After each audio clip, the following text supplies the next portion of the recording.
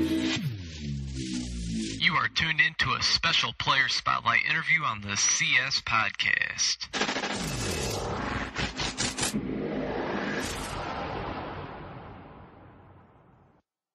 Welcome to another edition of the CS Podcast presented by the NFL Draft Bible and NUC Sports. Be sure to check out the NUC Sports magazine at NFLDraftBible.com. I'm your guys' host, Chris Shanafel, and joining the show now for an exclusive player spotlight interview is wide receiver of the University of Arkansas Pine Bluff, Willie Young. And Willie, you guys open up the season this Sunday against South Carolina State in the 11th annual MEAC versus SWAC Challenge presented by Disney. The game will be played in Orlando, Florida, and will be televised on ESPN. How excited are you to get your junior season started this weekend? I'm really excited. I mean, I have a lot of expectations this season, and I've been working hard in practice with my coaches and with my teammates all summer long, and I'm really excited, and I'm looking forward to playing this game. Well, we'll definitely chat about this upcoming season, but first I want to take you back to your freshman year, Willie. You guys finished the season 10-2 and defeated Jackson State 24-21 in overtime in the SWAC championship game. And that game wouldn't have went into overtime if quarterback Ben Anderson didn't throw a 45-yard bomb to you from the end zone in which you just burned the defender and scored a 95-yard touchdown. You finished the game with 3 receptions, 136 yards, and a score. Talk about the experience of not only playing in the SWAC championship game, but making a huge impact and ultimately winning the game. What was that like for a young freshman at the time like yourself? I mean, it was a lot to me because I was so young and I didn't get through so much.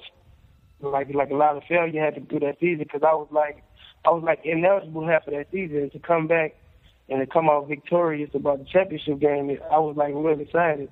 It kind of was like a dream for me. It's like I still think back now and I just go look at the pictures and just look at how we won that game, and I just get chills every time I'm watching it. So I just wish I could just carry that with my team this year, and we could probably get that again.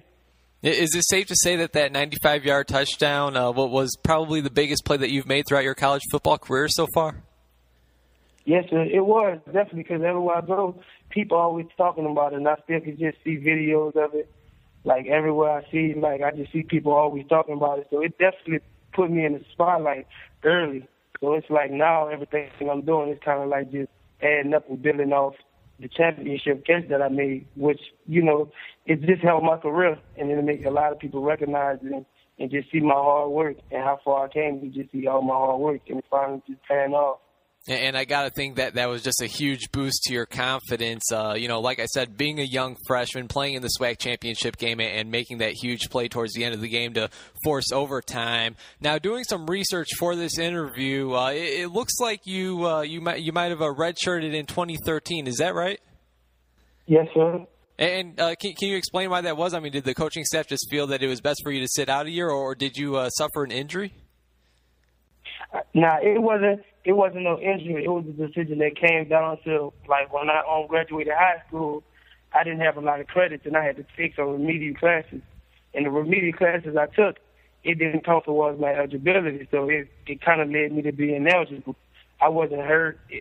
It wasn't none of that. It was and by the time they cleared it up, I could have played, but it was too late in the season, so my coaches just finally made the decision just to redshirt me because they know I've been working hard and maybe they could just use me more in the future. So I redshirted that year, and I just came off in 2014 and just had a good season. So I'm just thankful that I did redshirt and got better and got stronger in the weight room instead of taking it to a negative.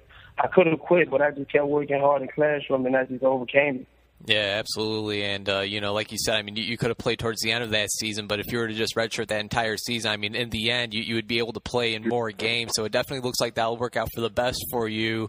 And, Willie, since that 2012 championship season, I mean, it's been a tough go-around for the UAPB Golden Lions football team. I mean, during your redshirt year in 2013, the team finished 2-9. And last season, although you had a great year individually, leading the team in all receiving categories with 45 receptions, 720 yards, and 9 touchdowns. You guys finished 4-7. Why do you think that the team has struggled over the last couple of seasons? I mean, is there anything specific that you can point your finger to and say we cannot allow this, we cannot allow that to happen this season? I mean, we really struggled because we really had a young team, and it's like like we went through a lot, and it just like threw freshmen in the game, and it's like freshmen wasn't really ready to play, but it's like I could tell you this, it's gonna be a better season because the freshmen that we had now they vets, they more mature now, so it's like everybody is getting on one accord, and the freshmen is vets now, and it's like they have more experience. So it's like going into this year, we have more confidence because we ain't got to depend on a lot of young people when we have a lot of vets in every position, like Willie Donkin, Kevin Rucker, and we have new quarterback Nolan, Marcus, Brandon, and it's like we just have a lot of vets that's leading the team. So I feel comfortable with us going into the season knowing we have a lot of experience now. Absolutely. And as I mentioned, I mean, it didn't look like you missed much of a beat last year after sitting out all of 2013. Again, you led the team with 45 receptions, over 720 yards, and 9 touchdowns.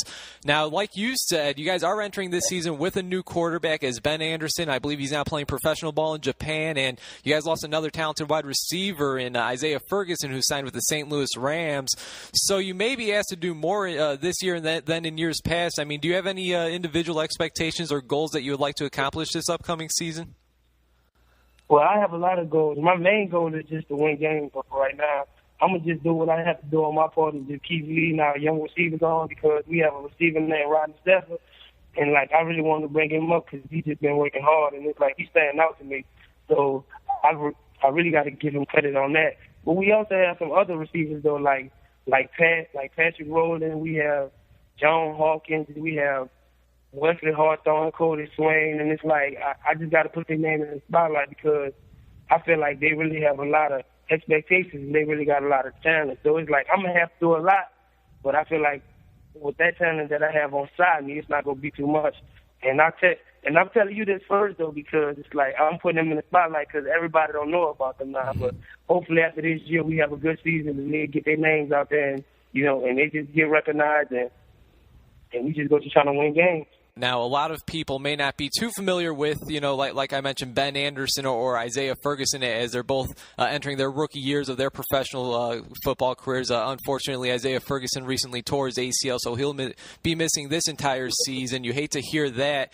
You've also been on the same team as a second-round draft pick in Teron Armstead, offensive lineman for the New Orleans Saints. These are guys that have all been a part of that SWAC championship game as well. You've been a part of a winning team. You've been a part of a losing team. I mean, do you see that this team, I mean, it sounds like you're pretty high on this team. Do you believe that your team right now has what it takes to compete for a SWAC championship? Yes, sir. I do believe that. I feel like if we just keep working hard and we keep having to do what we have to do and keep letting the vets lead the team and the young players just listen and learn and just watch, I really feel like we really have a good chance. I damn near could promise that we really going to have a better season than what we've been having over the last 2 years. Hey, man, you got to love it, man. I hear the determination and, you know, following you over the last few years, man, I know how much you love this game. And like I told you before this interview started, I think you're something special being able to watch over the last couple of years. I do think that you will, you know, if things keep on going the way they've been going for you, I do believe that you do have a future in playing professional football. I think that the NFL, it could certainly be in your future. Now, when I say that, now I know that you want to put all your focus on this upcoming season, and you still got another year of eligibility after this season, as this will only be your redshirt junior season. But seeing some of your teammates like a Teron Armstead or Isaiah Ferguson or Ben Anderson, seeing them get opportunities to play professional ball, I mean, does that just excite you even more for what your future holds? Yes, sir, because it's like talking to them guys, it's like they give me so much hope. It's like every time they come back, they telling me how I can do it. I just got to just study film and just learn the game more, like learn how to read coverage. They never told me it wasn't my talent. They always feel like I have the talent, but I feel like by Teron Armstead calling me, checking on me every other month or every other day, he always tell me just focus on the playbook and focus how to read coverages, and you're going to be good. You next up. So it definitely makes me feel real good, and to have the young players looking up to me and I'm just leading them in the right direction. I can just pass the same words down that Teron passed to me. University of Arkansas Pine Bluff wide receiver Willie Young joining the CS podcast presented by the NFL Draft Bible and NUC Sports. And I don't know if you know this or not, Willie, but I actually cover the Chicago Bears, and this team also has a defensive end linebacker by the name of Willie Young. Now, I know you're big on Twitter. Do you ever get anybody that mixes you up with the professional football player Willie Young? Yes, sir, because last year a female was at Houston. They was at a Chicago game. I think he played for Detroit wrong at the time, but they was at a game and they was watching him play, and they texted me instantly like, "Do you have a cousin that played for the professional team?" And I was like, "Nah." They was like, "You may want to look into that because y'all have the same name." So I am aware of they have another Willie Young out there in the professional NFL that's doing big things, and he kind of makes me feel special, even though he put the platform with our name out there already. So that's kind of cool. There you go.